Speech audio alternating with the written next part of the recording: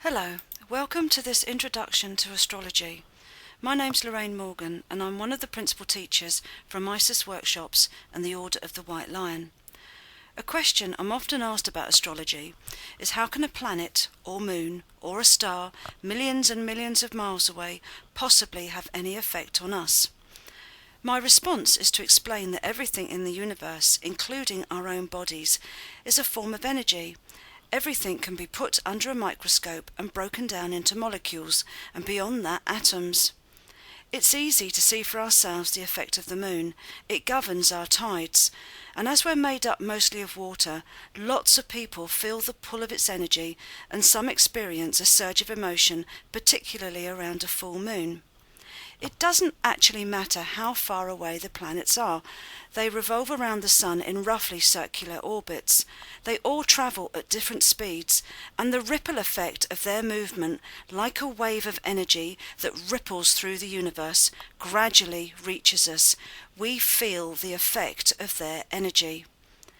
If you can imagine at the time you were born, someone going outside and pointing a camera up at the sky and taking a picture. A birth chart is like a photograph of where the planets are positioned at the time of your birth. A birth chart is like a fingerprint, and if you look at a copy of your own birth chart and then look at someone else's, you'll likely see it's very different. Twins born a few minutes apart can have very different personalities, and differences can be seen in their birth charts. So what then is the purpose of learning astrology? Astrology can help us get a handle on who we really are, how we react and respond, and help highlight where our strengths and weaknesses lie.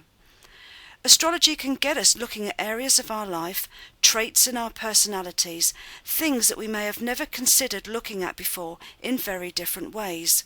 And we can learn how to use our strengths to overcome our weaknesses. And when pursuing any kind of spiritual work, in order to progress, it's important to know yourself and to have a strong emotional foundation.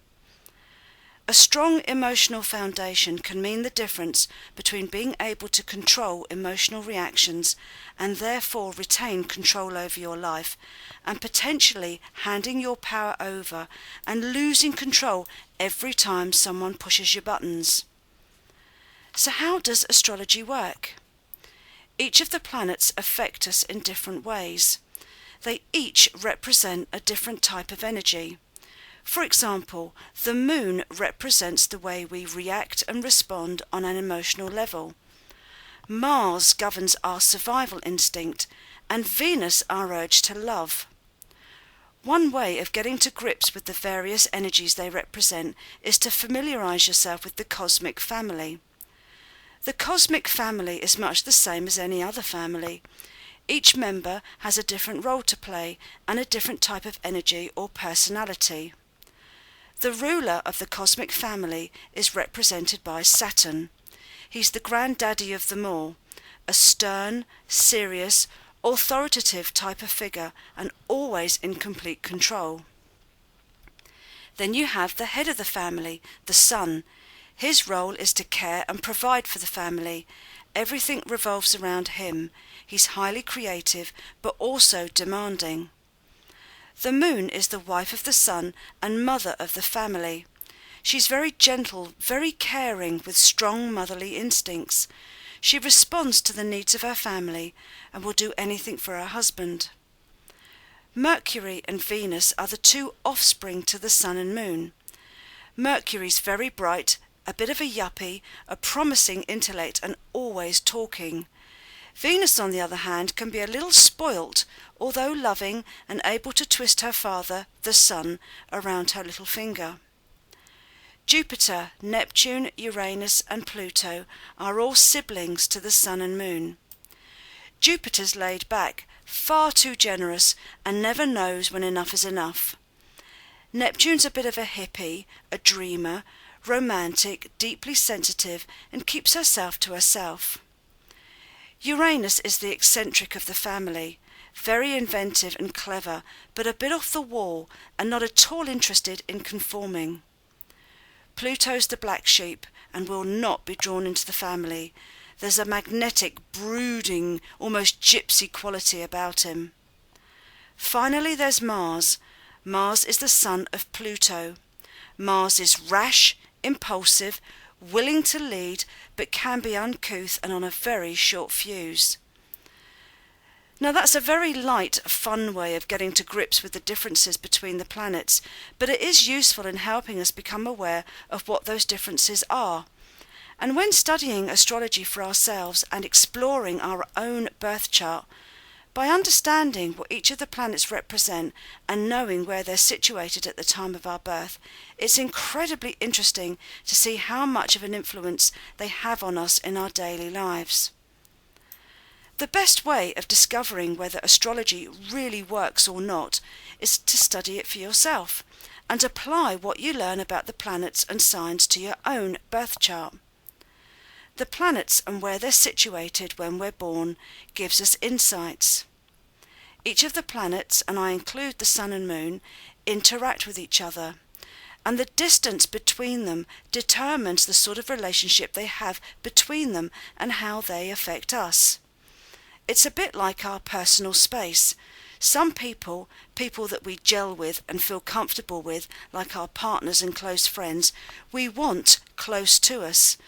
Whereas the person standing next to us in the bus queue, we don't necessarily want too near.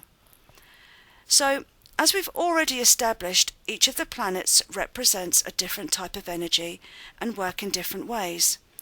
And in the same way people and members of a family work well together, some planets or people don't. Their energies jar or clash. They're not compatible.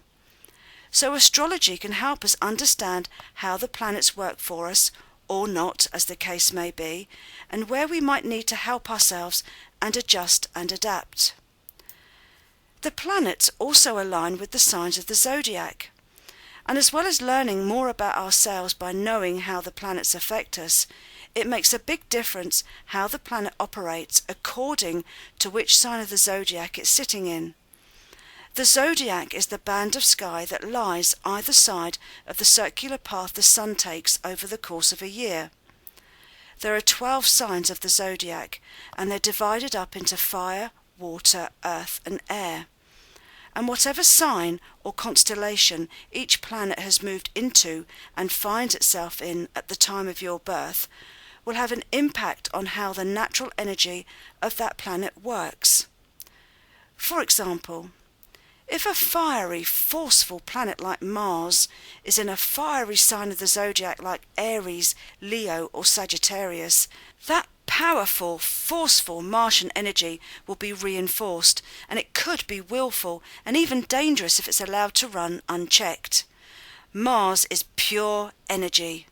But if you take those fiery, forceful qualities and put them in an earth sign like Taurus, Virgo, or Capricorn, then everything will be slowed right down, and that energy will be directed in a more cautious, controlled, or practical manner. That might be useful if you want to channel energy into achieving something, but it might not be quite so stimulating or terribly exciting. And then if you put Mars in a watery sign, you could quite possibly end up with lots of intense emotions. So you can see it makes a great deal of difference where your planets are situated when you're born, how far apart they are from each other, and which sign of the zodiac they fall in. When someone has an astrological reading, you can see how much fire, water, earth and air they have. This gives us insights into how much enthusiasm and initiative they have, whether they lack energy or are likely to burn out, how emotional they are, their ability to handle emotions. We can also get an idea of how someone communicates. And remember, effective communication isn't just about being able to talk, it's about listening too. So you can see there's a lot more to astrology than may initially meet the eye.